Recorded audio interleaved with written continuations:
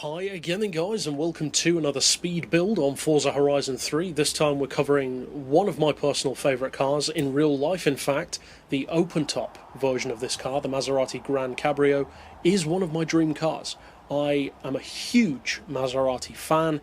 They might even be my favourite manufacturer overall if you consider their entire product lineup.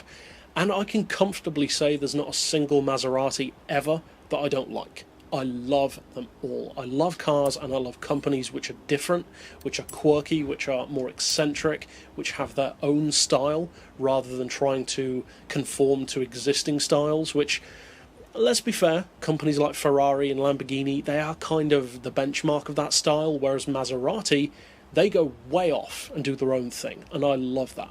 Now this car is really quick. For a car which is technically not a full-spec supercar, it's a GT, it's as quick as many supercars are anyway.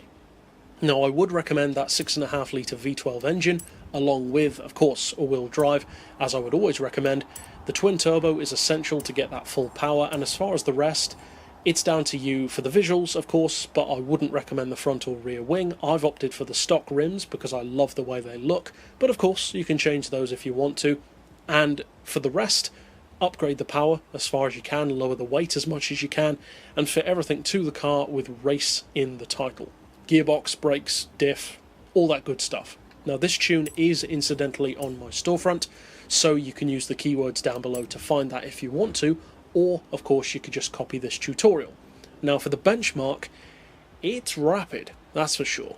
Technically 2.1 to 60, close enough to 2.05 though. 4 to 100 and 271 flat out. Now we'll find out in a second if it can do that, but for now I would recommend 3.28 on the final drive, then individual gears of 2.9, 1.99, 1.5, 1.18, 0.95 and 0.76. For alignment, neutral, camber and tow, as we more than often do.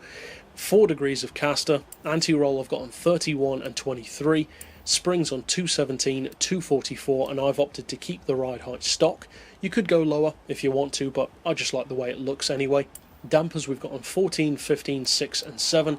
Aero doesn't apply, and for the diff we've got 100%, or actually that should be set to 100% on acceleration and, as usual, 0 on decel, and for the centre split I've opted for 70%. So you've got quite a significant amount of power still going to the front, but at the same time you've got more than enough going to the back to be drifting the car, to have a lot of fun with it, etc.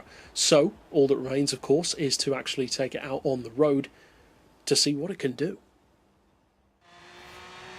Now I'm very happy to say that not only does this car absolutely fly up to that top speed benchmark, but it even goes beyond it. It nudges 272 quite easily, and I have no doubt that with a little bit of extra working you could definitely get this car to go even higher, maybe 273, possibly 274, and I feel like I wouldn't be too surprised if you could get 275 out of it. So I would definitely recommend playing around with it a bit more, and by all means, if you do manage to get it to go even quicker, feel free to comment down below. I'd love to hear about it.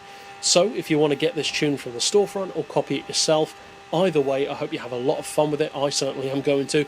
And if you like this tune, there are hundreds more to check out here on the channel. But for now, as always, thanks for watching.